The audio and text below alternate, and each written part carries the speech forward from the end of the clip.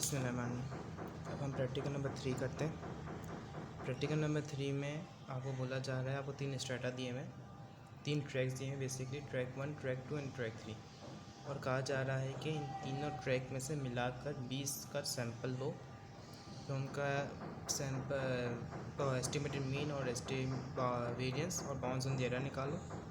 C part में आपको बोला जा रहा है कि आपने बताना है कि 30 से 50 तक के दरमियान कितने ऐसे सैंपल हैं जो 30 से 50 तक के दरमियान हो पर ट्रैक में, वो बताने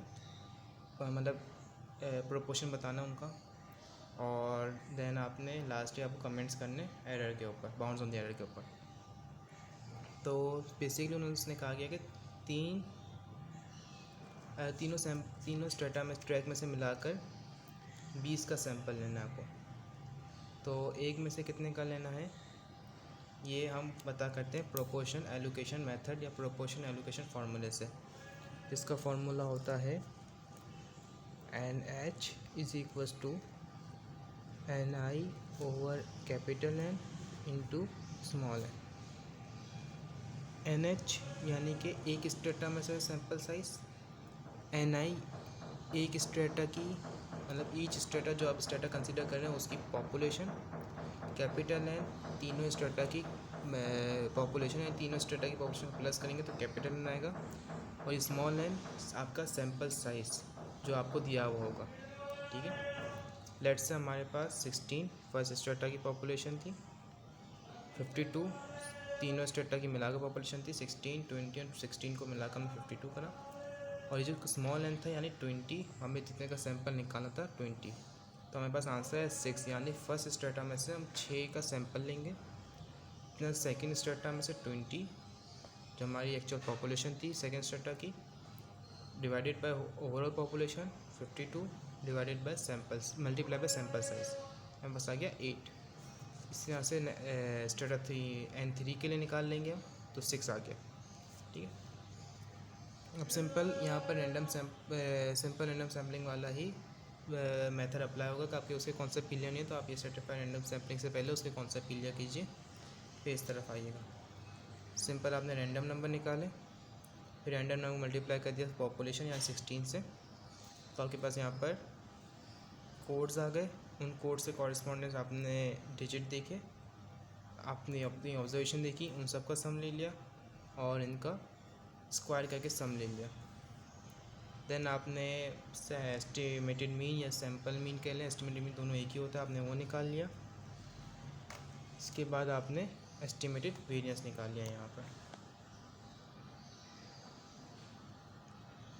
ठीक है, फिर देन स्टेट 2 के लिए भी सेम काम करेंगे। स्टेट 2 में से हमने 8 का सैंपल लेना था, या 8 का हमने 8 रैंडम नंबर लिए, 8 रैंडम नंबर को फिर मल्टीप्लाई कर दिया 20 से, तो हम बस एक कोड्स आ गए, इन कोड्स को देखा कि इन कोड्स से कॉरेस्पॉन्डिंग क्या ऑब्जर्वेशन है हमारी, ऑब्जर्वेशंस लिख दी, ऑब्जर्वेशन को सम किया और सब ऑब्जर्वेशन का स्क्वायर ले लिया। देन हमने यहाँ पर सैंपल मीन और सैंपल वेरिएंस ले लिया। इसी तरह से स्ट्रेटा 3 का भी हम काम करेंगे। 6 ऑब्जर्वेशंस ली, 6 सीरियल नंबर लिखे, 6 रैंडम नंबर, देन इनको मल्टीप्लाई कर दिया 16 से, हमारे पास कोड्स आ गए, इन कोड से कॉरेस्पॉन्डिंग हमने ऑब्जर्वेशंस लिख ली, सम कराया और इसके स्क्वायर का सम करा दिया। देन यहाँ पर हमारे पास सैंपल मीन और सैंपल वेरिएंस आ गए। अब पार्ट ए में बोल रहा है कि आपने निकालना है estimated mean, estimated variance of mean and bounds on the error. ठीक है, तो हमने एस्टिमेटेड वेरिएंस निकाल लिया सबसे पहले, कि जो फार्मूला था 1/x समीशन NI YI, इस फार्मूले के अंदर हमने वैल्यूज पुट करी है। समीशन 1 कैपिटल N यानी टोटल पॉपुलेशन 52, यहाँ पर NI का मतलब है ईच स्ट्रेटा की पॉपुलेशन और YI का मतलब है ईच स्ट्रेटा का सैंपल मीन, ये कर लिया। इसके बाद इसी तरह से 20 62.12, फिर 16 33.5, और जब इन सबको हमने कैलकुलेटर में पुट किया तो हमारे पास 58.06 हमारे पास एस्टिमेटेड मीन आ गया पॉपुलेशन का। देन वी कैप किया हमने वेरिएंस का 1/n² summation of n i square bracket में आएगा n i minus n i over capital n i और s i square over n i square n आई।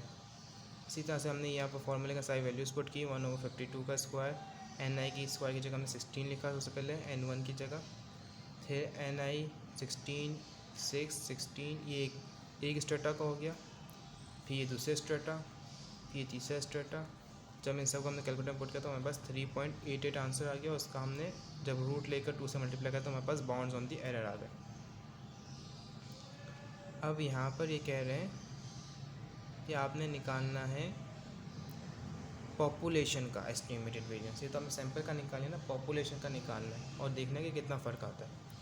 तो आपने सबसे पहले वही फार्मूला होगा अप्लाई होगा पर पॉपुलेशन से हमारे पास यहाँ पर पॉपुलेशन 16 थी और यहाँ पर हमारे पास जो पॉपुलेशन का सम होगा ना, यहाँ पर तो हमने 6 यहाँ पर जो हमने सम लिखा था 76.3 हमारे पास वो सम था, सॉरी ये वो मीन था जो हमारे पास सैंपल के समीशन से आया था। बट ये वो मीन है जो हमारे पास पॉपुलेशन का सम करने के बाद जब डिवाइड करेंगे 16 से, आपको डेटा में दिया हुआ है 1261 पॉपुलेशन के तमाम स्टूडेंट्स का सम है, उसको डिवाइड कर देंगे आप 16 से 78.81 आ गया।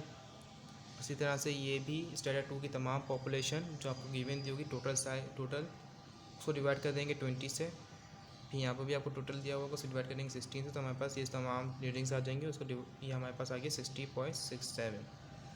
यानी अगर आप देखें तो कुछ ज़्यादा फ़र्क नहीं आ रहा, 58.06 और 60.67 बहुत मामूली सा फ़र्क आ रहा है। देन हमारे पास यहाँ पर पॉपुलेशन का वेरिएंस निकालना है हमें एस्टिमेटेड। सो ये हमारे पास सब गिवन है वहाँ पर।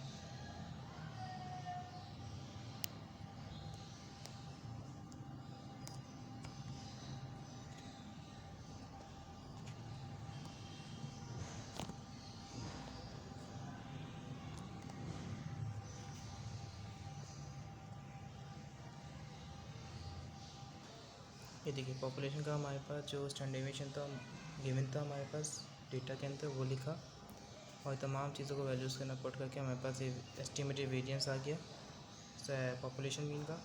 दैन उसको रूट लेकर 2 से डिवाइड करेंगे तो हमारे पास बाउंड्स ऑन दी एरर आ गया। ठीक है, ये 3 पार्ट कंप्लीट हो चुके हैं हमारे प्रैक्टिकल के। चौथे पार्ट में बोला जा रहा है कि एक स्टेटा में से पर स्टेटा में से 30 से 50 तक का डिफरेंस मतलब बताइए 30 से 50 तक का कितना प्रोपोर्शन है। तो ये भी उसी मेथड से होगा जैसे प्रैक्टिकल नंबर 2 का पार्ट सी सॉल्व हुआ है। उसके अंदर हमने स्टेटा के आगे 30 से 50 तक के दिमाग के आगे 1, अगर नहीं है तो फिर 0। उससे करते हुए फिर हमारे प्रोपोर्शन आ जाएंगे और हमारे पास बाउंड्स ऑन द एरर के ऊपर हमें सिर्फ कमेंट करना है कि हमारा बाउंड्स ऑन द एरर इतना आया। ठीक है।